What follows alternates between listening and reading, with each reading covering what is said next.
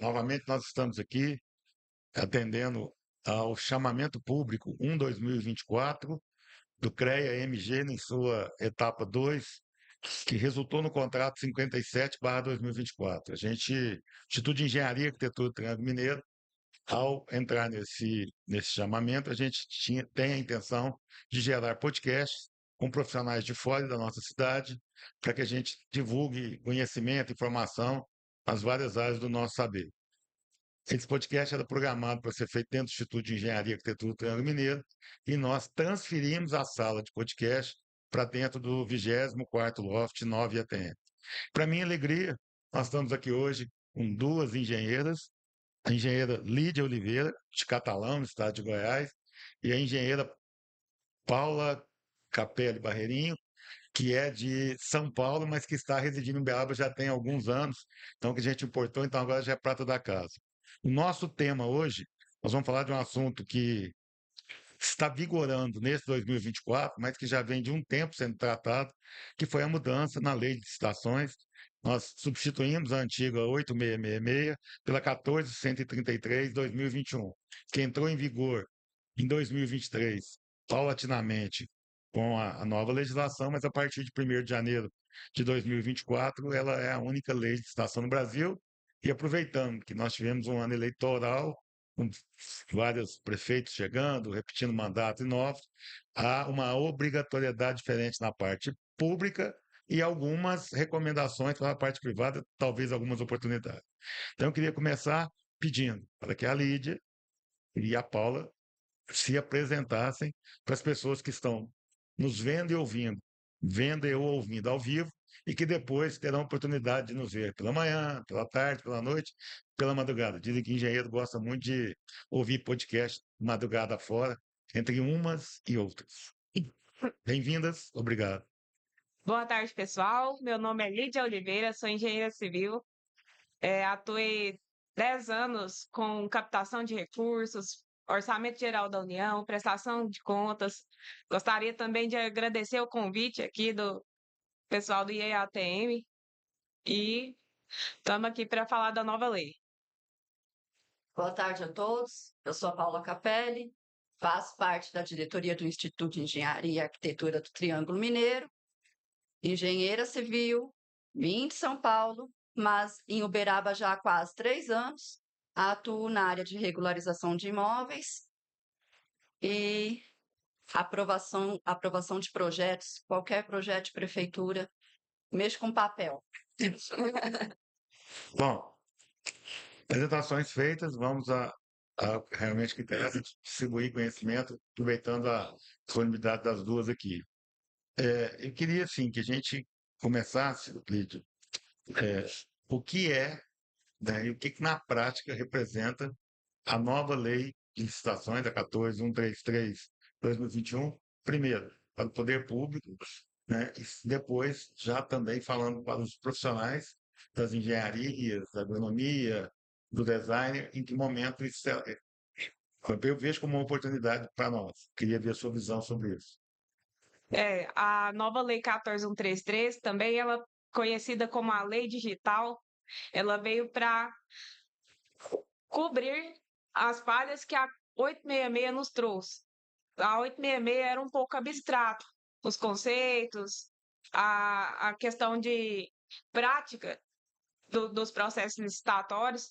A Lei 14.133 trouxe mais esclarecimento, trouxe um procedimento passo a passo e com promovendo mais transparência e nessa questão de processos licitatórios, agora, diferente da 866, né, a 14.133 exige que se faça um planejamento efetivo. Na 866, apenas a vontade de se contratar uma obra, no caso, seria o suficiente para que se abrisse um processo licitatório. Com a 14.133, começa-se um planejamento mais elaborado. Agora, além da lei de diretrizes orçamentárias, a lei de orçamento anual, o município também tem que fazer o plano anual de contratações. E nele tem que estar previsto todas as obras que serão executadas, todas as compras que serão feitas pelo município. E a partir disso, então, começa-se a planejar, a ver se tem viabilidade a questão da execução da obra. Paula, você que falou que é a engenheira do papel, Engenheiro do essas papel. aprovações de projetos que a gente sempre tem com as prefeituras, já é possível notar, sim, algum efeito? As prefeituras se prepararam, estão exigindo mais ou menos, como você, ao frequentar esse ambiente, levando regularização para os seus clientes, você já começa, até como profissional, a perceber que há alguma mudança, ou ainda, como é Brasil, a gente vê muita gente ciscando e nada acontecendo. Infelizmente, a mudança ainda não aconteceu, não. A aprovação de projetos, ela ainda não está.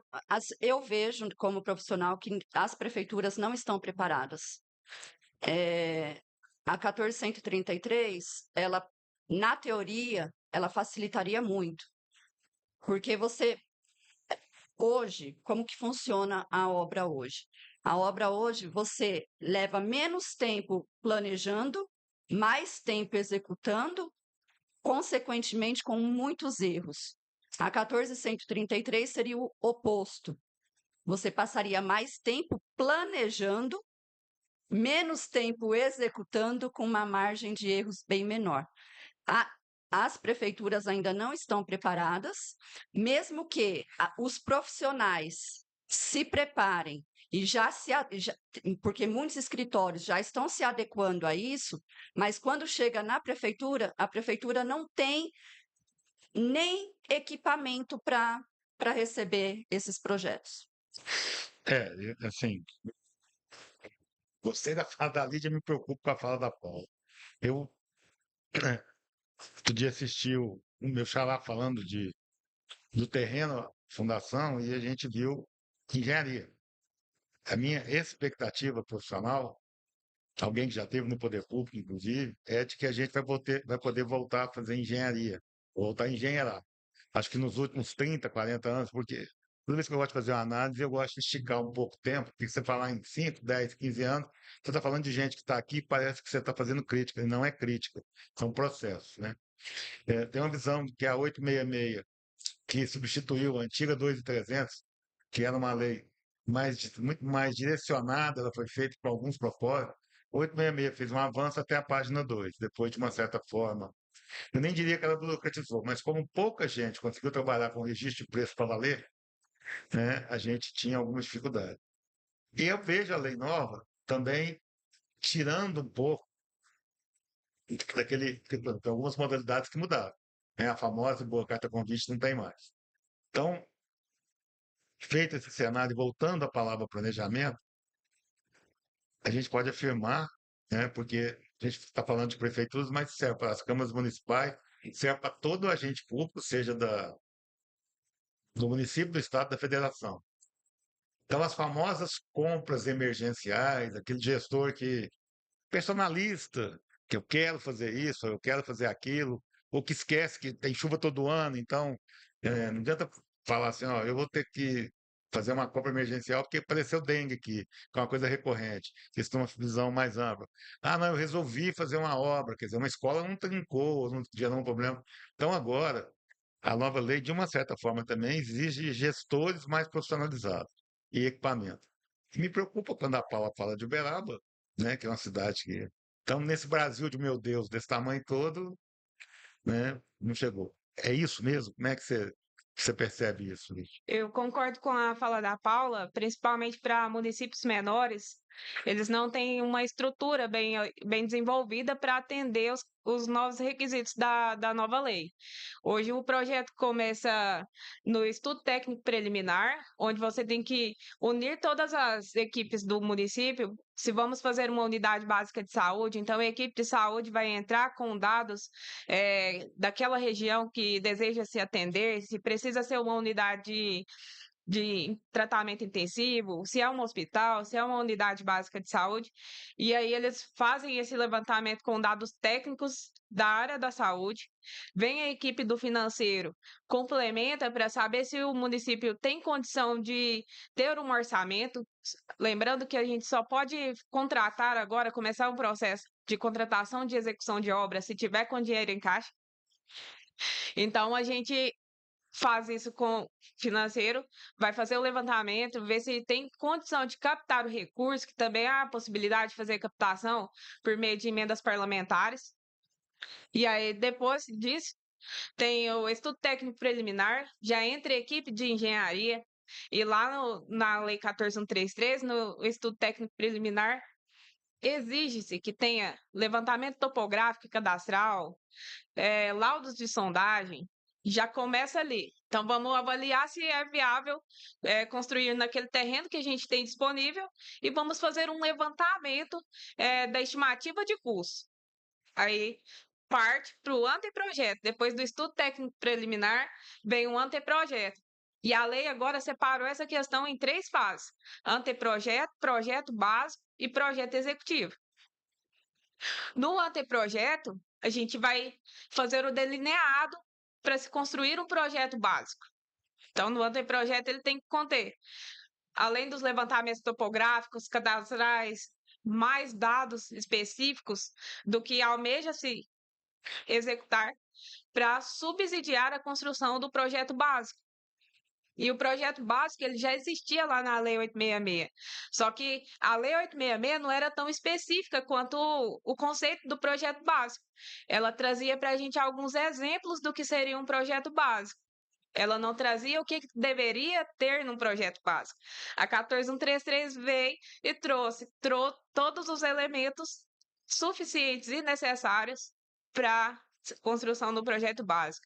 Então, planilha orçamentária, memorial descritivo, composição de custos, curva ABC. Estou falando da parte orçamentária aqui, além dos projetos arquitetônicos, complementares, no caso de pavimentação, projetos de terraplanagem. Tudo isso tem que ser feito em BIM. E aí, então, depois disso tem o projeto executivo, que é o que de fato vai acompanhar.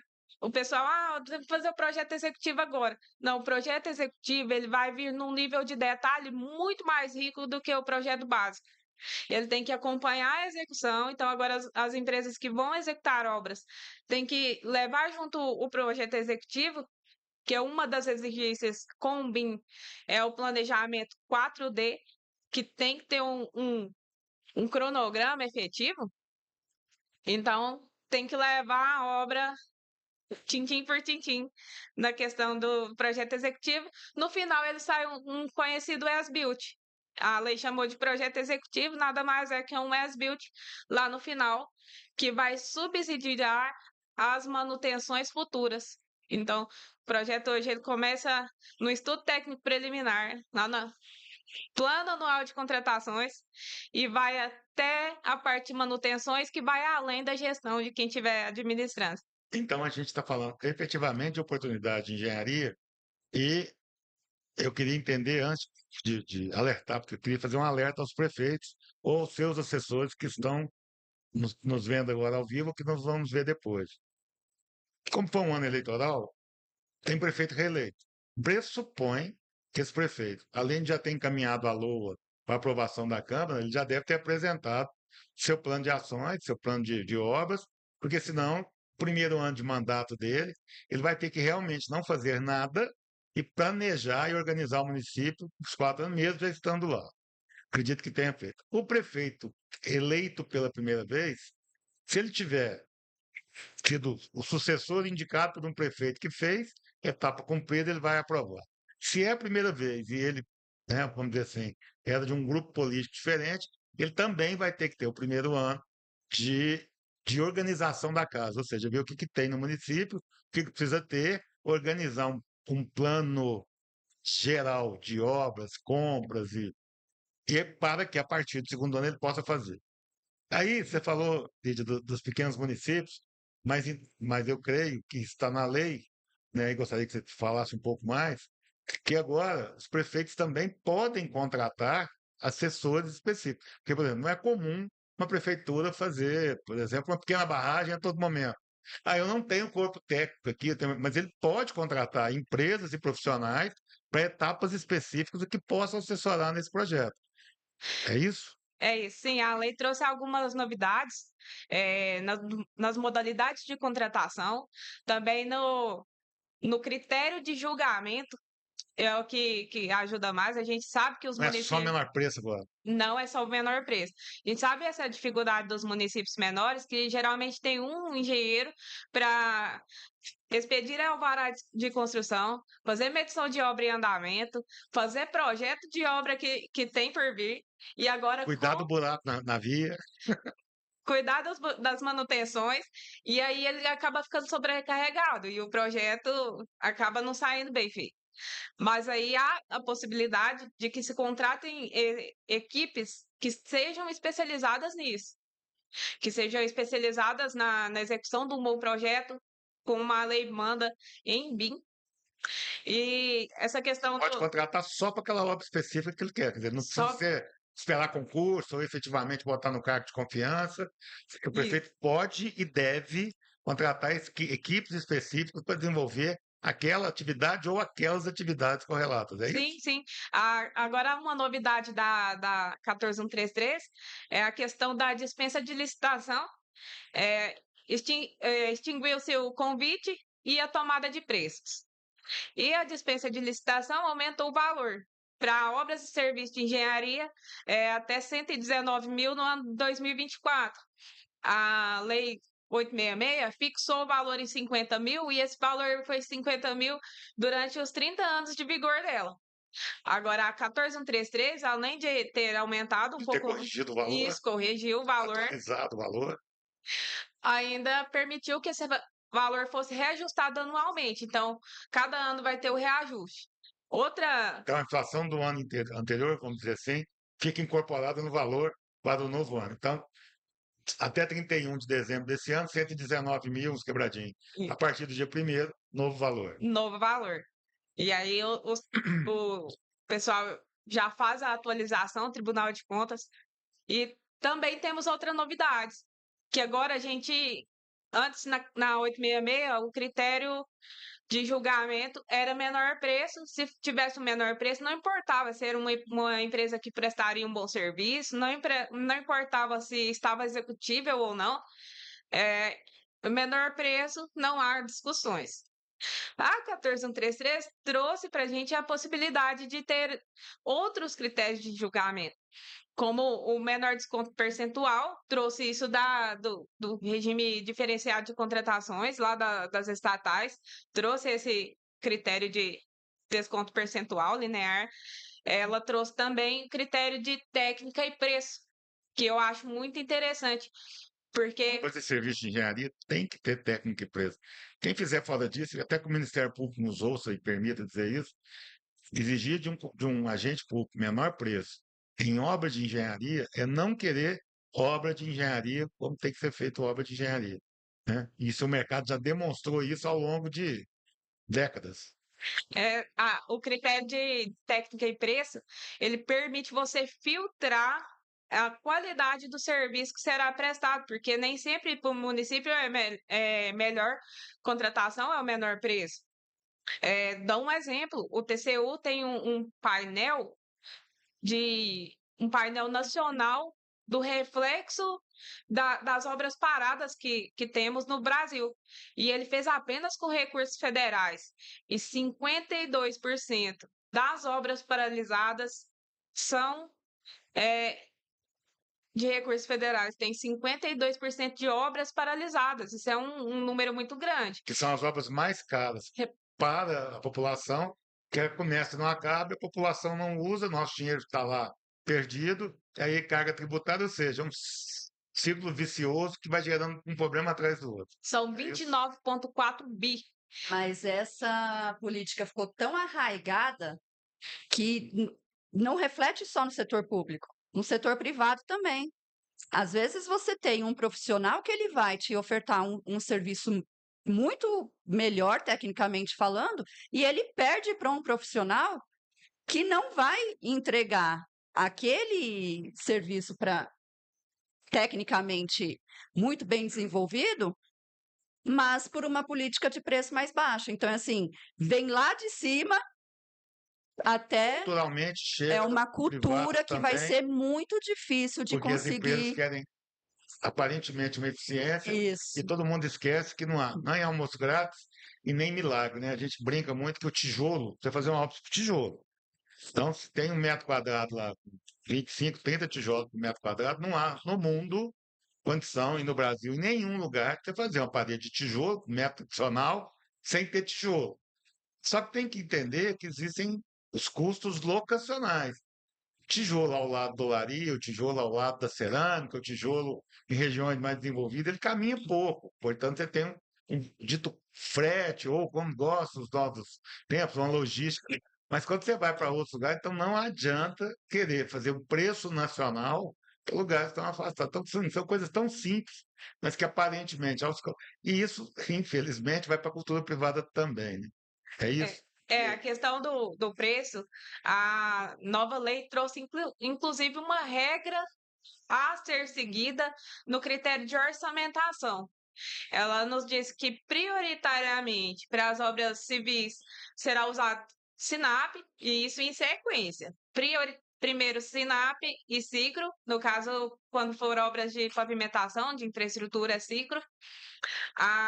Lembrando que a Cicro ela tem já incorporado na estrutura dela essa questão de adaptação para a região, só porém ela é usada para obras De infraestrutura. mais de infraestrutura e também obras maiores.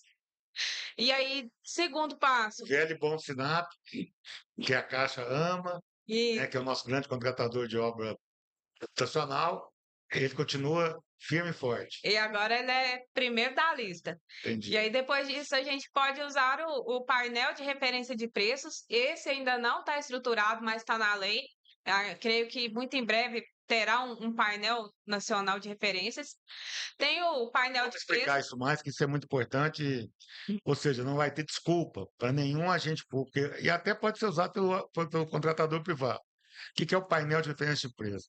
São preços do Brasil inteiro, de obras e serviços do Brasil inteiro.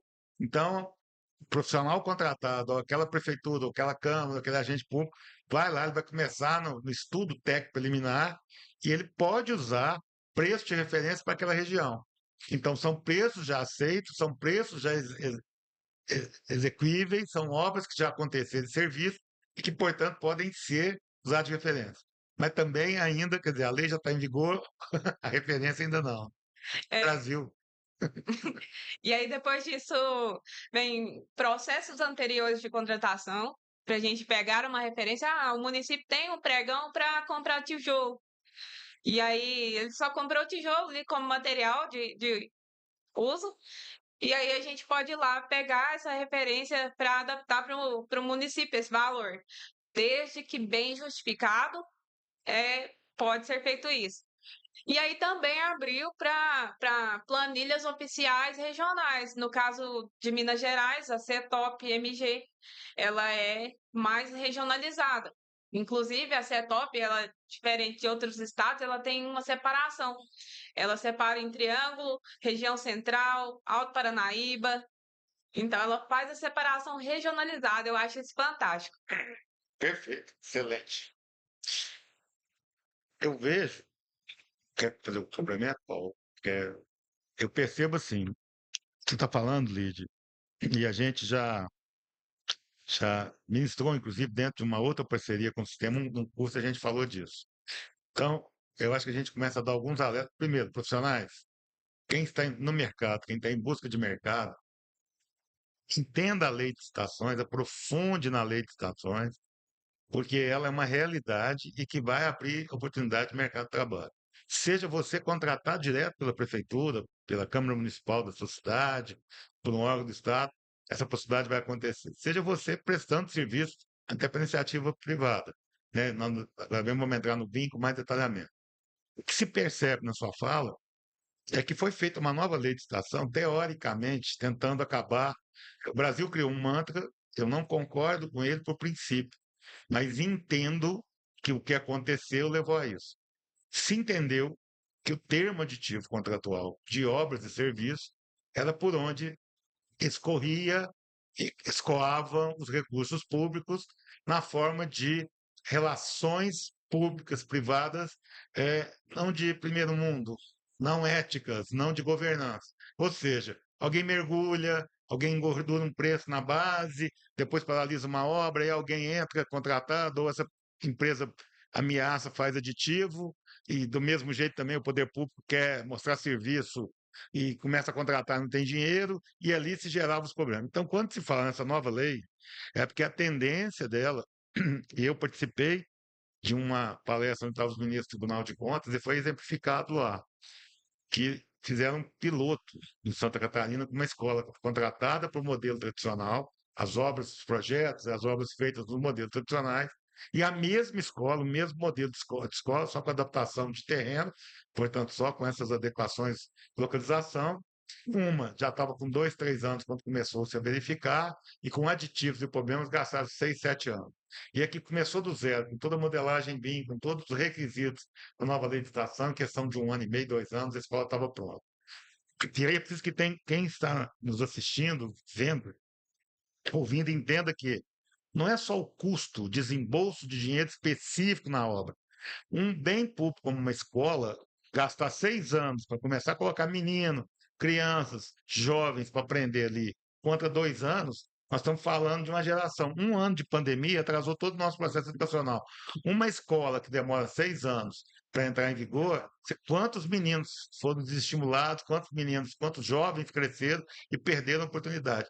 Esse valor, que dá até para medir, né? Porque o problema do Brasil é que a gente não observa e não mede. Né? Nos princípios de gestão, fala que você observa e mede.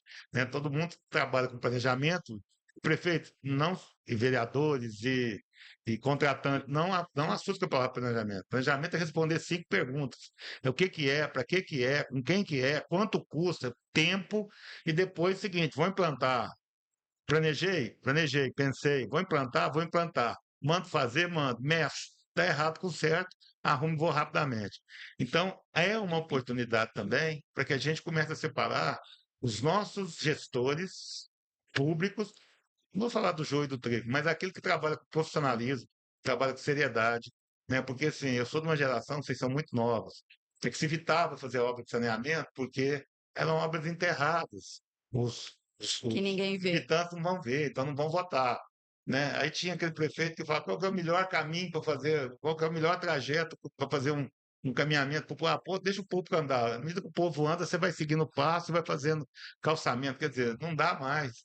Quer dizer, a gente teve outro dia também, participando do evento, uma palestra sobre saneamento rural. R$ 4 empregados. R$ 1 empregado em saneamento público elimina R$ 4 do custo de saúde. Se metade do nosso orçamento, se metade das verbas impositivas são de saúde, é conta. Então, quando a gente fala de um gestor profissionalizado, bem assessorado, é porque se você trabalhar bem o orçamento do município, por menor que ele seja, vai sobrar recurso. E, obviamente, você começando a mostrar serviço, o próprio deputado vai querer te levar uma emenda para lá, porque vai ver o dinheiro dele, porque ele está da emenda, ele também disputa a eleição. Então, a gente sai do círculo vicioso ruim, e passa por um círculo bom de momento interessante. Seria isso mesmo? Isso mesmo, Karen. O prejuízo social ultrapassa o Prejuízo prejuízo financeiro. econômico. Se a gente avaliar no mesmo dado, na mesma planilha de dados do TCU, ele também diz das 11.900 obras paradas, quais são as áreas. E as áreas mais afetadas são saúde e educação. E desses 29,4 bilhões de reais paralisados, eles já investiram, já saiu efetivamente do cofre 9. E aí eu quero lembrar que a Lei 14.133 trouxe lá no finalzinho a parte de criminalização por erros de projeto. Sabe? Saiu da esfera administrativa e vai entrar na esfera criminal. Isso. vai entrar na esfera criminal. Antigamente, dificilmente um prefeito ou um engenheiro seria responsabilizado pelo prejuízo que causou. Agora consegue pegar, agora consegue pegar tranquilo. Consegue ficar tranquilo? Eu acho que não Eu gostei, tranquilamente, né? eu gostei da Não simplicidade. é Agora mais consegue. fácil. Ou seja, gente, primeiro, né, a gente começa a mexer nessa profusão de escolas de engenharia. E nós, um colega do Instituto de Engenharia, até quero aproveitar também e agradecer o Instituto por ter nos contratado para conduzir, uma oportunidade ímpar de aprendizado para mim, e dizer que, assim, a gente viu se ofertar graduação em engenharia por EAD a R$ 49,50 por mês. Então, fico alerta assim, MEC, os nossos conselhos, a gente levou isso ao conhecimento do CREA, o CREA vai atuar nisso. E ao pai, ao menino, a quem quer estudar, a menina, gente, ou estuda para valer, porque não justifica se perder tempo sentado no banco de escola, se não for para você ter um propósito e um aprendizado. Então, ter um papel por ter um papel, por exemplo, amanhã, se você não é engenheiro, não atua como engenheiro, esse risco você não corre. Mas um aluno numa escola de AD de R$ 49,50, ele não vai aprender nada, vai sair com o papel e vai achar que pode fazer. Porque eu não sei se vocês percebem muito, antes da gente entrar no privado, eu quero dar um passo, que é a história do BIM. A gente tem ouvido todo mundo, né? Você vem o cara da indústria 4.0, nós fizemos eventos com 5.0, nós estamos ousados no Instituto de Engenharia, querendo trazer alguém mais adiante, que é o seguinte, não pode se pensar que a ferramenta, né, quer dizer, o operador de uma ferramenta, de um sistema que envolve BIM, ele não tem, se ele não tiver conteúdo, vai sair bobagem daí também. Então, primeiro, desmistificar que essas ferramentas eliminam o trabalho humano. Não, você ganha eficiência e talvez, por ter eficiência e não ter prazo tão longo, você pode contratar uma equipe multidisciplinar para ter um olhar humano, para ter a mentoria com os profissionais mais velhos, para ver se aquele resultado daquela aceleração de processo que vem, porque o BIM, inclusive, ele compatibiliza processos muito fáceis, elimina erros, melhora projeto, melhora especificações e planilhas financeiras, e isso leva naturalmente a não ter que fazer aditivo. Lembrando aos prefeitos que nada em engenharia bate um bom projeto, nada em engenharia bate um bom projeto.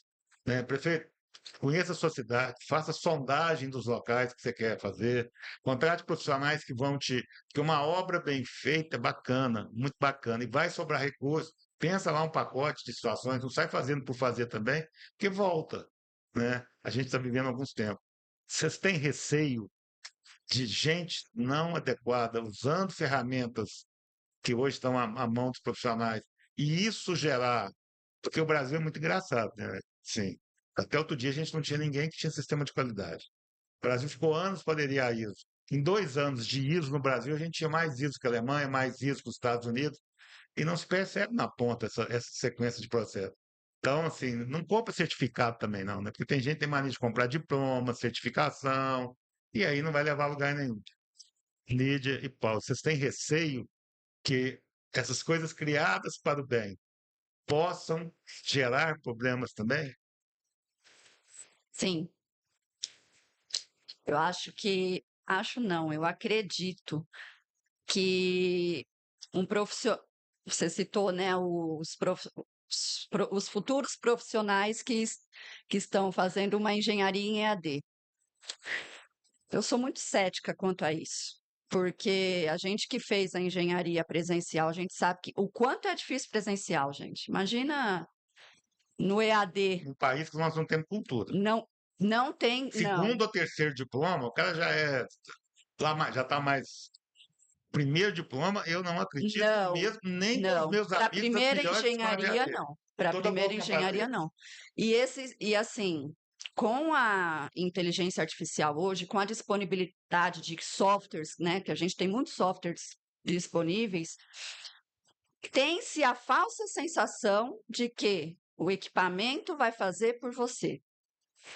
Mas tem que ter o olhar humano, porque a inteligência artificial, o software, ele vai seguir o comando que você der. Fiquei sabendo que o IA é a memória da internet. A internet, a gente fala em educação, antigamente você tinha um livro, eventualmente um bom resumo, e uma boa enciclopédia. Hoje você tem tudo, mas você não tem como separar o joio do trigo, Você né? pega um software de cálculo estrutural, por exemplo. Ele vai te entregar o cálculo, ele vai te mostrar, ele te dá o projeto, né? O software ele te dá até o projeto estrutural. Mas se você não tiver experiência, se você não tiver o feeling para aquilo, para conferir se aquilo realmente está correto, você corre um grande risco de ficar refém Vocês não da podemos correr máquina. o risco de sair Não, do engenheiro canetinha para passar por um engenheiro canetinha do IA. canetinha do IA, refém de software. Sobre esse tema também, eu gostaria de chamar a atenção, é porque existem softwares BIM, tipo o Revit, que é um software que ele tem a aceitabilidade BIM. Porém, talvez um profissional que trabalhe com o Revit, que é um software BIM, fala que faz projeto em BIM. E não é. E não é. E aí a gente tem que trazer essa informação. Não, eu preciso que você detalhe isso, porque eu já escutei. Fulana é a craque do Revit, ela é o nosso Ela BIM faz na nossa BIM. empresa. Não é? Não Explica é. por que que não é a diferença, porque nós não estamos falando nem bem nem mal, nós estamos dizendo que o que está na nova lei, que se entende como BIM, não é o Revit. Não é o Revit. O É um Revit projeto 3D. o BIM, na essência dele, a grosso modo, é a interação entre as disciplinas e a compatibilização para que não haja interferências, que não tenha um tubo passando dentro de uma viga, que a gente não precise corrigir um problema de projeto lá na execução da obra. Então, o BIM é a integração e o planejamento. O que ocorre é que, por exemplo, o Revit, ele vem com uma programação genérica. E às vezes, com essa programação genérica, a gente não consegue extrair o nível de dados necessários para a gente conseguir efetivamente montar um projeto em BIM. O São BIM coisas. ele vai até para o canteiro de obras. E O BIM não é só fazer a modelagem 3D. Por isso que hoje a gente fala que não existe ainda obra 100% em BIM no Brasil. Porque o BIM, o correto, como a Lídia disse, é multidisciplinar.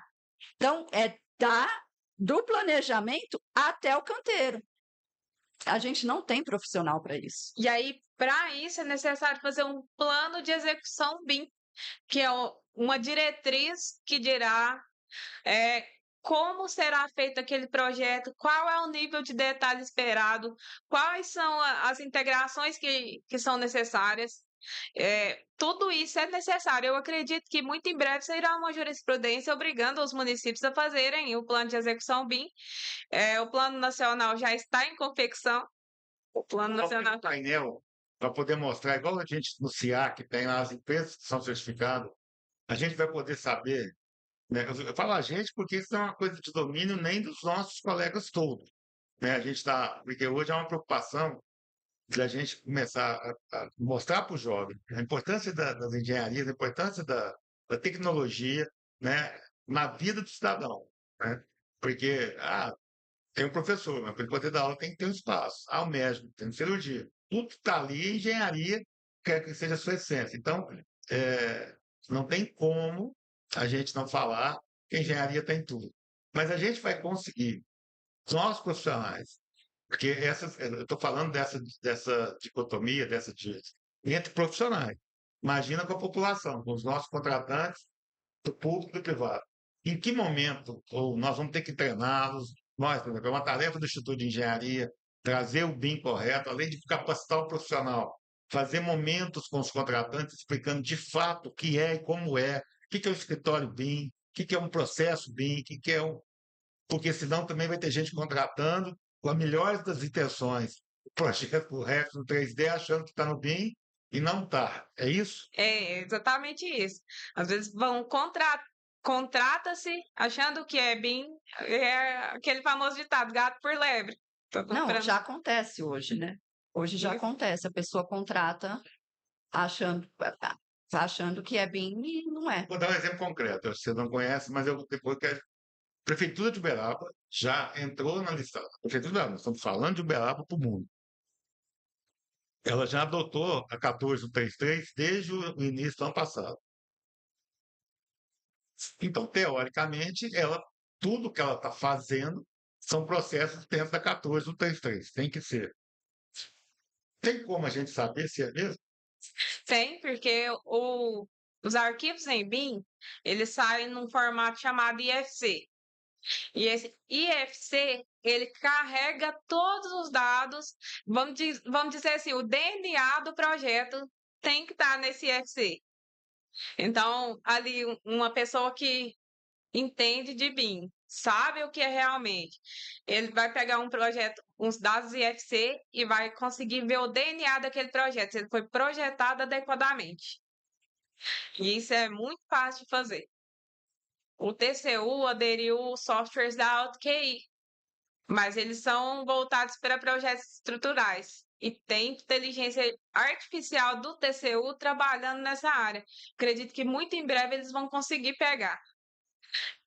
Estão trabalhando muito para isso. Lídia, você está dizendo aqui, o Instituto de Engenharia não está fazendo esse podcast com o sentido de alarmar ninguém, mas a gente está fazendo esse podcast tentando, e a gente chamou, e a Lídia foi convidada para a gente estar falando com os prefeitos da região, da nossa influência, porque é o seguinte, ninguém é melhor que ninguém, nós não temos uma receita pronta e não estamos falando que está errado, nós estamos dizendo o seguinte, é sério, está acontecendo nessa palestra do Tribunal de Contas, quando eles adiaram o ano passado, tem o ministro do Tribunal de Contas, que é um ex-governador de Minas, e ele foi muito claro. O período de adaptação ficou no adiantamento da lei que entraria em vigor em abril e passou a entrar para valer em janeiro. Conviveu um período que era para se tirar as dúvidas. Então, primeiro, o Instituto quer mostrar aos nossos colegas das engenharias, das geociências, do design, até arquiteto, que nós somos Instituto de Engenharia e Arquitetura, e tem um arquiteto trabalhando hoje, já existem as competências que são próprias, que esbarram uma na outra, que são próximas. É o seguinte, é uma lei séria que vai criminalizar, mas que ao mesmo tempo aumenta muito a oportunidade. Então, leve a sério, faça cursos, faça treinamentos, busque informações. E aos contratantes, somente da área pública, mas também da privada, porque a pessoa vai perder emprego se ela fizer coisa errada, vai ter uma série de situações. Vai jogar dinheiro fora e não é bom isso. Que é uma coisa que é séria. Eu sou um dos que acredito que é uma lei que veio para ficar, uma lei que veio para pegar. Né? Usando um termo brasileiro, essa lei vai pegar ou não? Essa vai pegar. Ela pega. Por quê? Porque brasileiro por si só, ele pode não entender a legislação, mas ele não quer ouvir coisas que ele ouviu no passado, ele não quer ser surpreendido com notícia de jornal, de site, de recursos que, sabe, alguém comprou não sei o que no anteprojeto, você não se aceita mais esse tipo de erro com recurso público. Então, veio para ficar mesmo. É isso?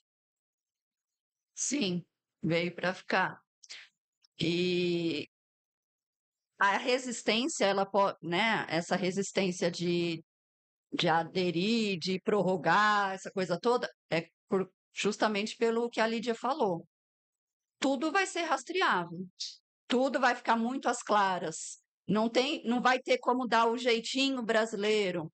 Então, eu acredito que até Afinal de contas, a União está equipado para buscar, para entender isso, isso. até para você nessa demorou, né? Porque assim, já era para ter assim, ela não vem para ficar, já era para ela estar a todo vapor.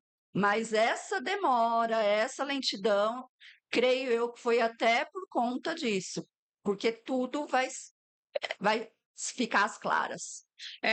Eu falo muito do Tribunal de Contas da União, porque ele é o mais aprimorado nessa. Aí o Brasil não tem obra pública sem recurso da União, seja ela municipal, seja ela do Estado, ou seja, Mas eles só vão lá pegar. os tribunais estaduais também estão se informando, os tribunais municipais, depois da União, quem mais faz contratações são os municípios, quem sai mais orçamento, mais contratação, depois da União são os municípios. Os tribunais estão se aperfeiçoando, eu acho que eles vão fazer, tudo tende para que eles se interajam e se unam para ver tudo num lugar só. País que tem a dívida pública que nós temos.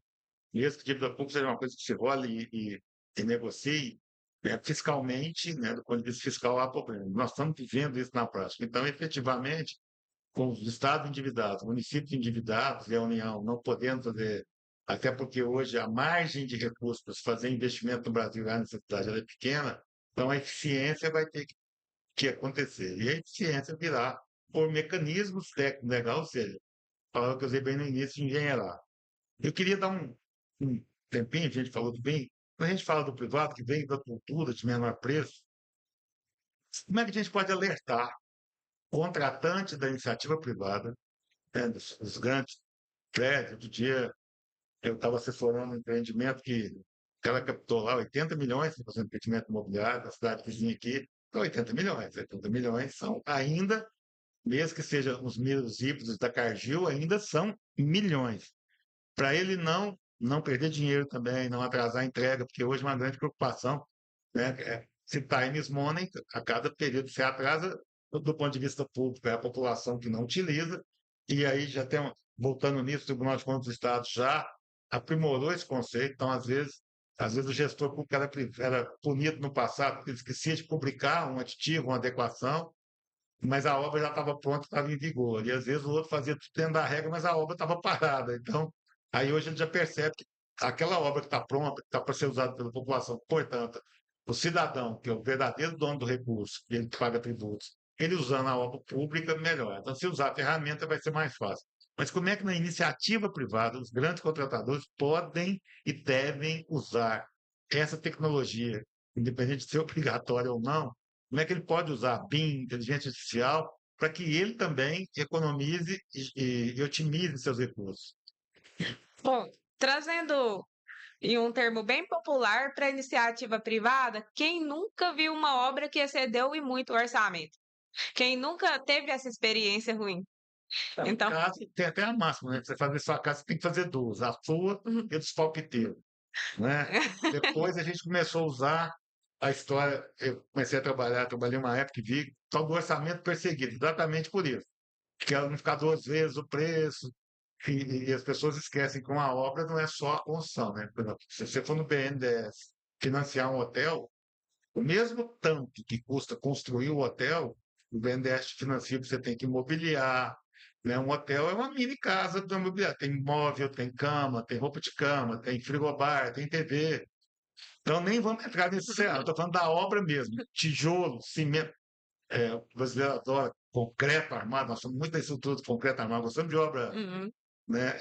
Eu acho que nunca ficou. Aliás, isso é uma máxima, né? O orçamento é uma peça de ficção até na iniciativa privada.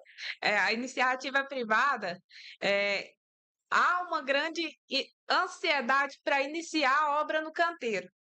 E a gente fala muito para os nossos clientes que quando eles estão fazendo o projeto, a obra deles já começou, ele não tem que ficar ansioso. O tempo que ele investe no projeto, os valores que ele investe no projeto, eles retornarão em uma economia muito grande na obra.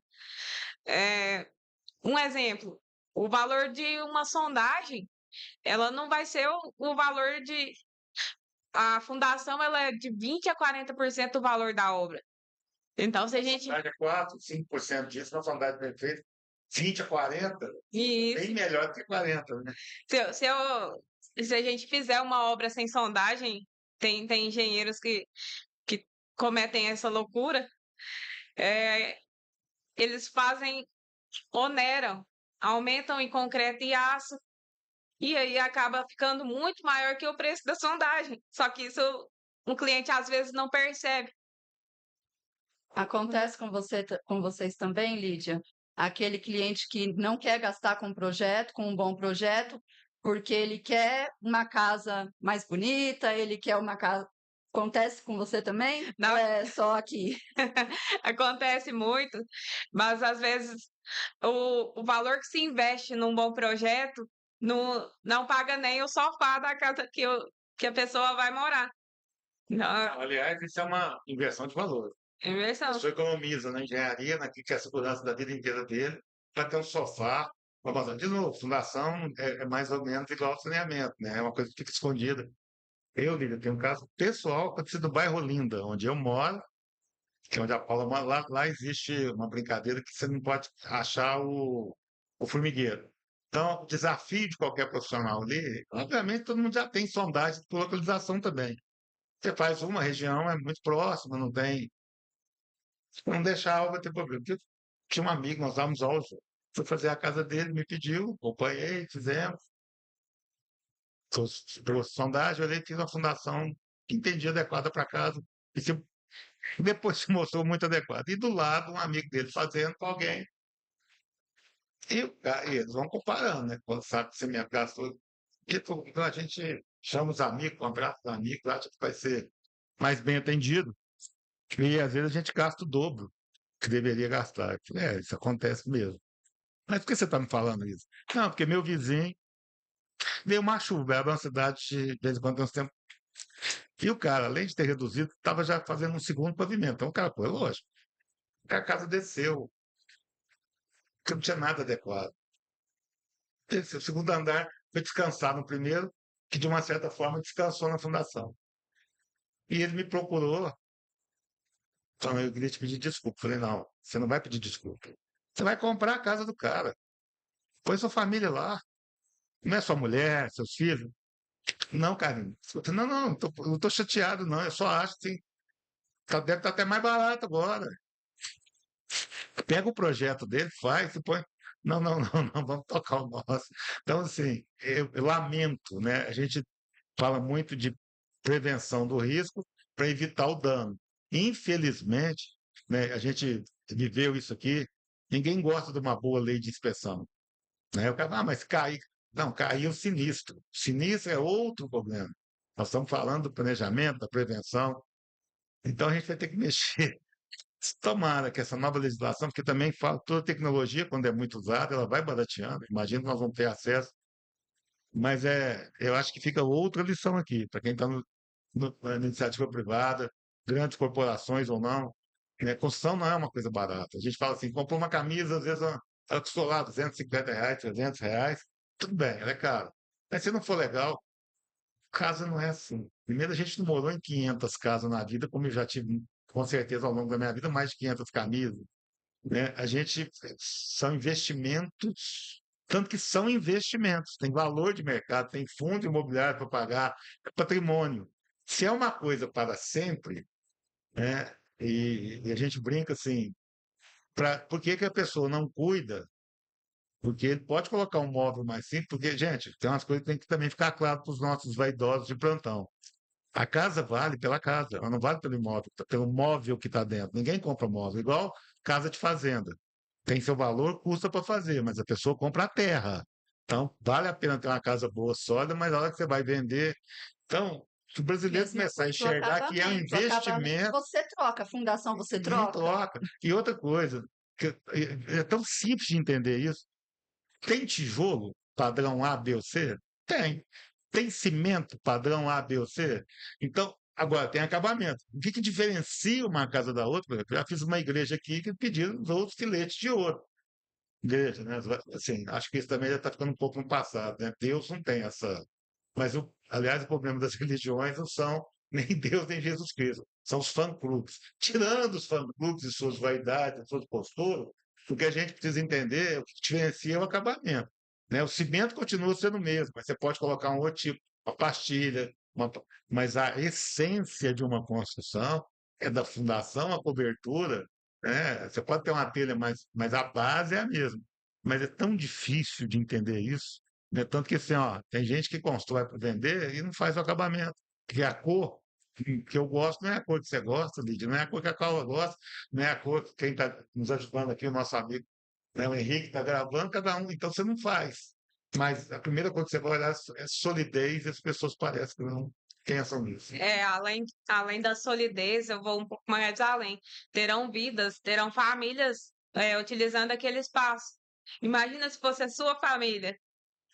E se ocorre um problema desse, a sua família está lá embaixo. A gente tem que também ver Intangível, que é a razão de ser de tudo, né? isso. Fala, Paulo. Mas saindo um pouco da engenharia, indo para o mercado imobiliário, na hora da comercialização desse imóvel, isso não é levado em conta. Uma questão cultural também, que a pessoa, quando ela vai comprar um imóvel, ela vai pela beleza. Ela não pergunta qual é aquela casa, qual é o projeto, o sistema construtivo dela. Ela não sabe nem aonde que passa o cano da casa, aonde que passa os. Então, Então, é assim, fica não. mais uma. A pessoa não testa a descarga para ver se tem pressão de água, É. né? Depois ela vai conviver o resto da vida com uma casa que sai Não pouquinho. se dá o trabalho de apertar o interruptor para ver se não está tendo alguma queda de Não vai energia. apagando e acendendo para ver se de Isso. um lado para o outro da casa ela vai andar no escuro à noite, às vezes tropeçar. Então, gente, de novo, fica um alerta aqui. A gente saiu de uma coisa específica com a nova legislação, a 1433 de 2021, caminhou pelas importâncias para o público e o privado, para nós profissionais, nós entendermos, atuarmos, das oportunidades de mercado de trabalho. A gente vai explorar ainda daqui para o final sobre as várias etapas, porque quem fiscaliza uma etapa não vai poder fiscalizar a outra, então também não vai ser o mesmo engenheiro da cidade pequena que vai do projeto até a construção. Hoje vão ter que ter equipes multidisciplinares trabalhando nisso, mas fica um alerta aqui. Gente, nosso Mas que setor, se comunicam entre entre si. si, mas fica um alerta aqui dessa fala nossa. Isso tudo resulta num produto mais bem acabado, mais seguro e melhor para a sua vida. Seja sua vida pessoal, sua vida profissional, sua vida empresarial, comercial. Então, para quem está nos vendo, ouvindo, vai nos assistir depois, na hora que você for adquirir um patrimônio, verifique as condições. Não olhe só o acabamento, aquilo que é a aparência que você consegue trocar. Até porque tem gente que sabe comprar, compra essas casas quando conhece a estrutura e tal, para depois dar os acabamentos, passar para frente e ganhar um bom dinheiro. Mas se é um patrimônio que você vai adquirir para você morar, né, mesmo, olhe, peça os projetos, A vistoria. vá à prefeitura da cidade, pergunte se aquele imóvel que você está olhando tem projeto. Eu vi as pessoas falando também, olhe documentação, não compre gato por lebre, ou seja, o patrimônio tem que ter escrituração. Olhe para conteúdo. Nós estamos vivendo na época da forma, então as pessoas gostam muito do BBB, esquece da solidez. E é por Palestrante hoje que não isso. faz uma brincadeirinha, às vezes, e a gente, por exemplo, no nosso Gesto 4 Loft, a gente está trazendo palestras técnicas, né? Tem o nosso horário de busca, tem o horário de convivência, que nós também somos pessoas, mas nenhum dos nossos palestrantes contou uma piada. Não nada contra, mas efetivamente a gente tem. Nós estamos vivendo um mundo muito raso. Talvez isso aqui, as pessoas acham que toda informação está aqui no meio e ele não se aprofunda. Então a gente tem que começar a valorar mais uma coisa. Esse nosso podcast, ele é gostoso de ouvir. A gente toca. Não, a gente está falando de coisa séria, de coisa técnica, de coisa importante para nós, enquanto cidadãos, e para as comunidades onde nós estamos inseridos. Então, eu acredito que não foi nesse pleito, mas eu adoraria que daqui a 4 anos, num debate, numa campanha política, a gente pedisse ao gestor, se estivesse reelegendo, ou aos novos, se eles já têm, se eles têm conhecimento da lei, e se eles, ao pleitear ser prefeito, já fizeram um plano, ou estão pensando em fazer um plano, e qual a visão dele sobre esse momento. Porque a gente tem que começar a escolher as pessoas que, que a gente sabe que vão conduzir dentro da regra, dentro da técnica, dentro da estrutura. Né? Isso, principalmente o combate à desinformação, né? A gente está justamente aqui fazendo isso, tentando combater desinformações que tem por aí e que acabam gerando prejuízo muito grande, tanto o econômico quanto social. É isso, Paulo. É. Ó, Nós estamos no presente, gente, assim, já que a lei está vigorando, já que daqui, nós estamos falando hoje, dia 30 de novembro, daqui 31 dias teremos gestões novas. Então, talvez eles já serão cobrados, pelo menos pelos órgãos fiscalizadores do governo federal e estadual, para que hajam nessa linha. Você já tem pelo menos essa expectativa? Assim, nós vamos ter gestores a partir de 1º de janeiro de 2025 que terão que se preocupar. Ou vocês acham que ainda vai dar para dar uma enroladinha, porque eu estou entrando agora? Eu espero que não.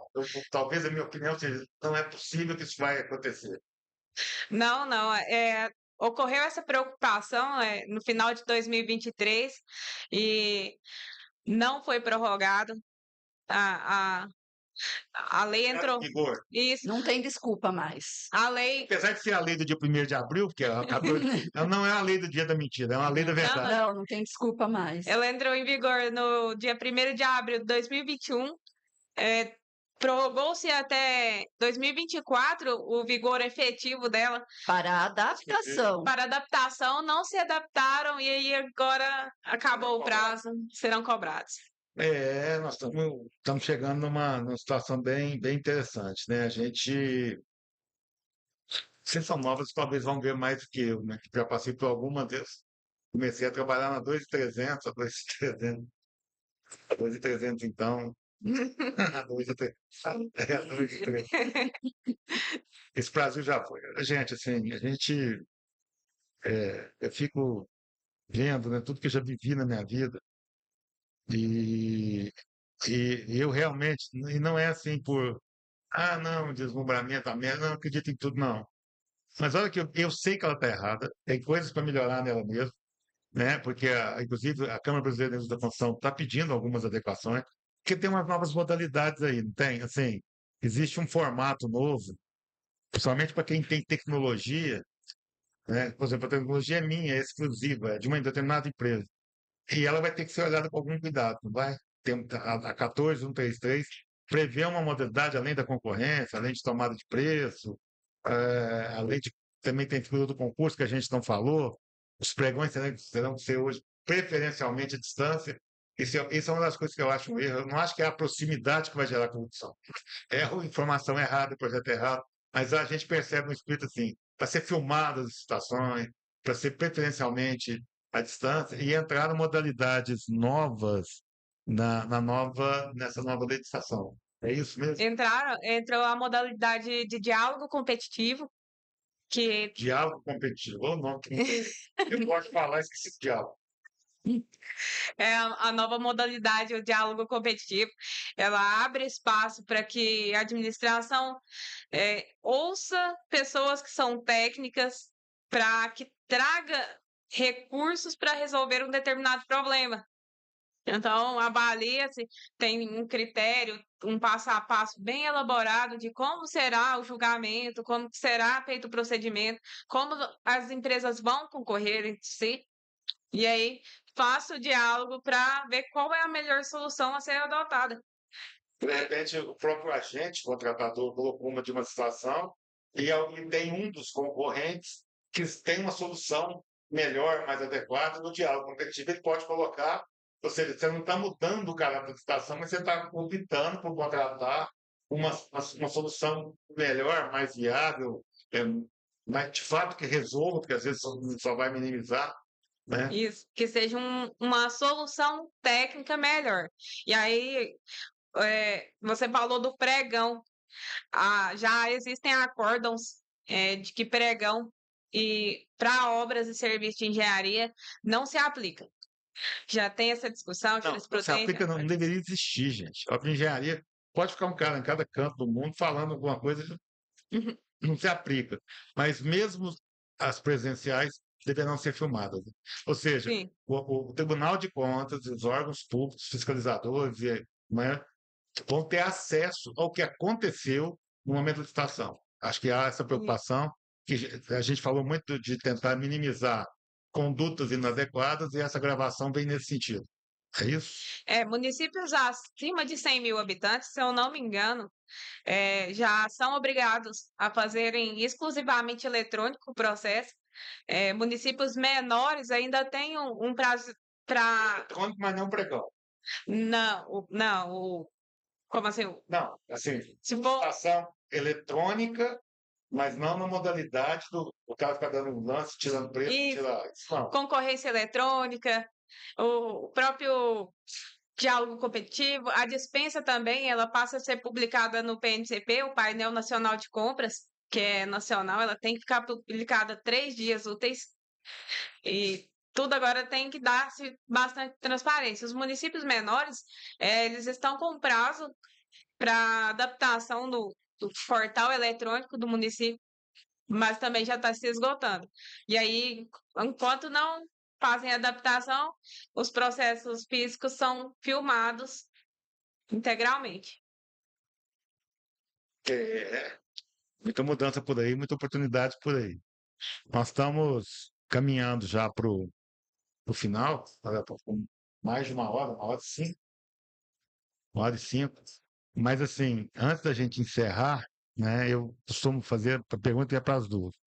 O que que vocês queriam falar, ou o que que vocês precisariam falar, que o Carinho não perguntou? Eu montei aqui uma listinha de perguntas, até para facilitar, porque esse podcast depois ele vai, além de já ter sido tá ao vivo no YouTube, ele vai para o YouTube, mas ele vai ser, usar um termo que eu aprendi com nossos editores, renderizado.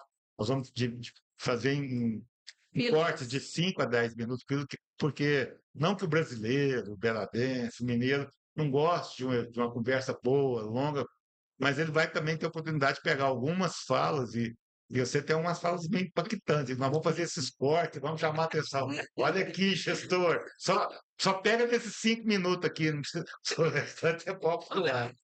Então, o que que eu não te perguntei, que você gostaria ou precisaria falar, ou poderia ter falado? O que nós podemos esmiuçar ainda um pouco mais? Trazendo para minha área, sobrepreço e superfaturamento. São duas palavras que assustam os gestores. Inclusive, eu trouxe 2 amostras de pavimento para minha palestra e eu poderia ter trazido elas para cá, esqueci.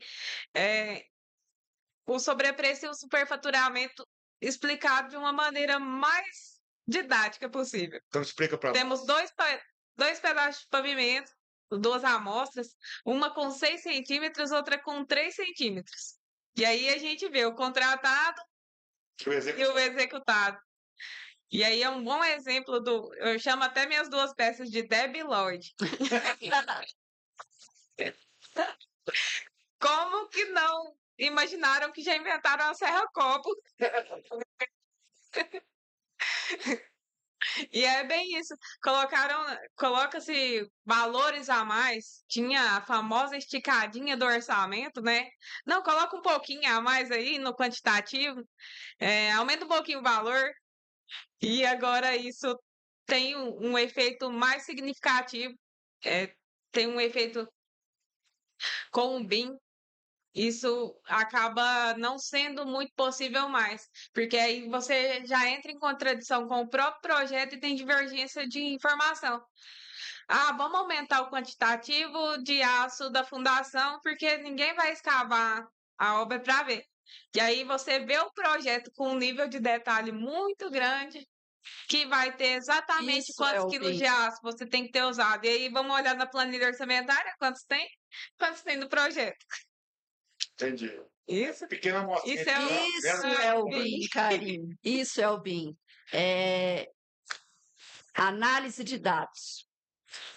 É você detalhar minuciosamente Gente, nós estamos falando.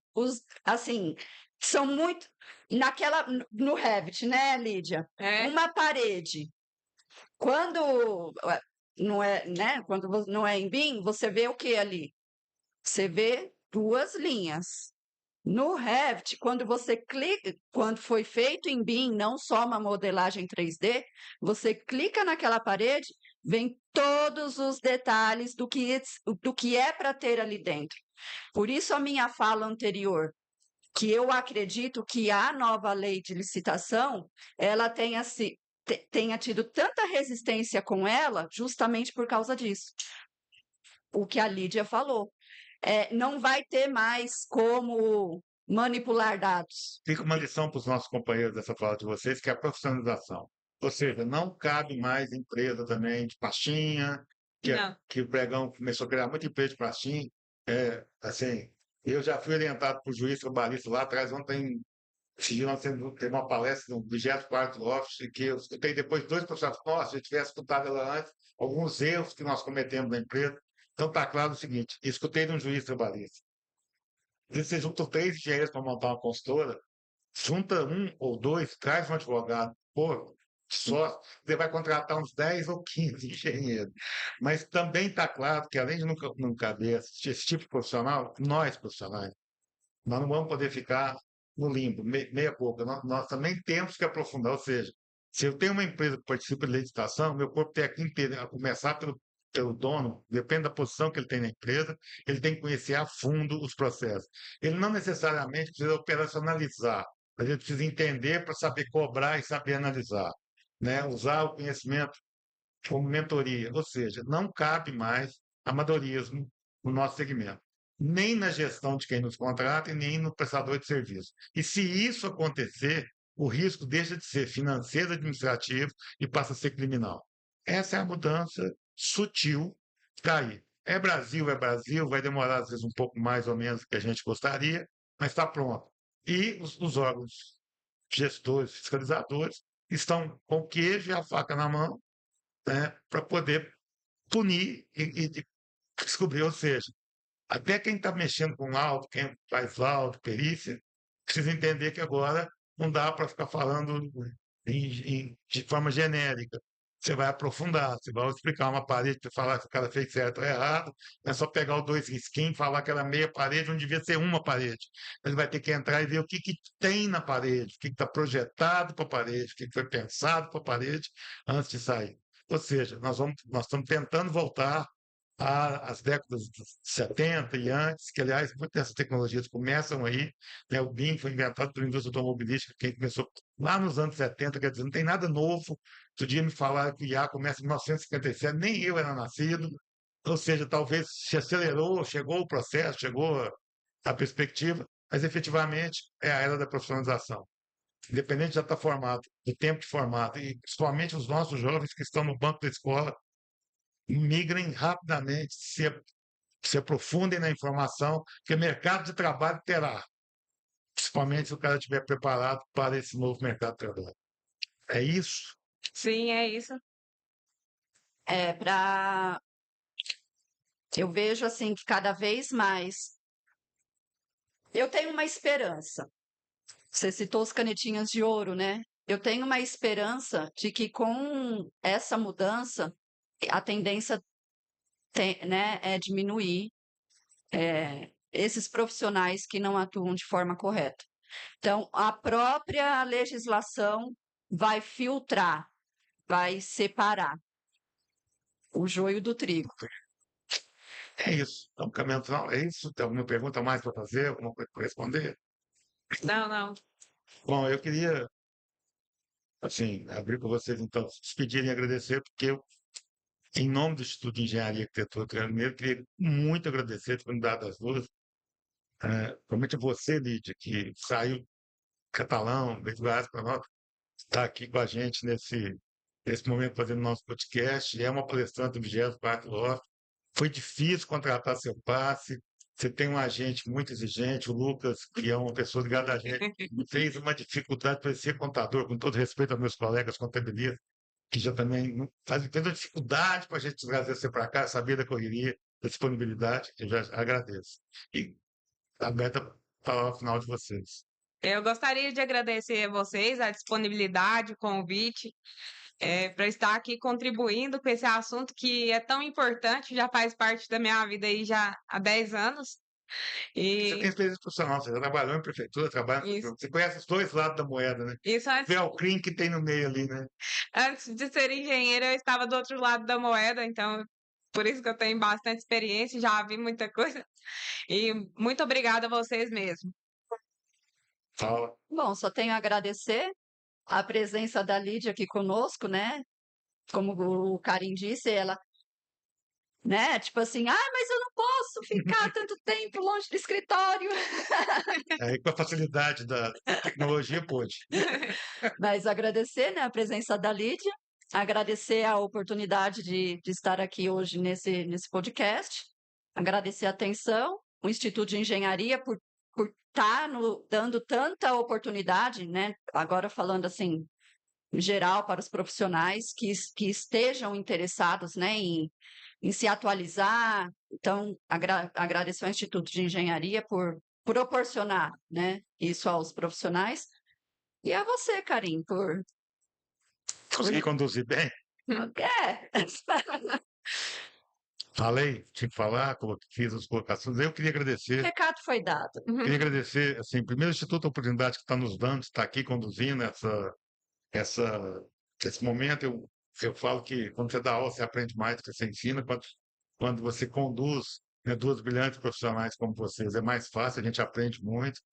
E vocês foram me levando a buscar, na minha memória, toda a experiência, o Instituto, ao contratar, nos convidar, pensou num profissional que tivesse bagagem para conduzir, não só um profissional para fazer as perguntas, né? Eu volto a repetir, queria agradecer muito ao CREA-MG, que através de chamamento público 1/2024, etapa 2, que gerou o contrato 57/2024, nos permitiu essa sala de podcast que nós temos lá no Instituto. O Instituto migrou a sala para o 24º Office, e a gente então pôde aproveitar a sua estada aqui, trazer, porque não é barato, gente, não tem noção quanto custa trazer uma profissional dessa, que tem a prática inteira, concluiu engenharia, agora está do outro lado ajudando. Então, está provado que tem profissional no mercado para atuar, né? A Paula atua, a Lídia atua. Então, queria agradecer imensamente. E a quem nos assistiu ao vivo, muito obrigado. E quem vier nos assistir em qualquer dos períodos, fica aqui, chamamento de estudo de engenharia.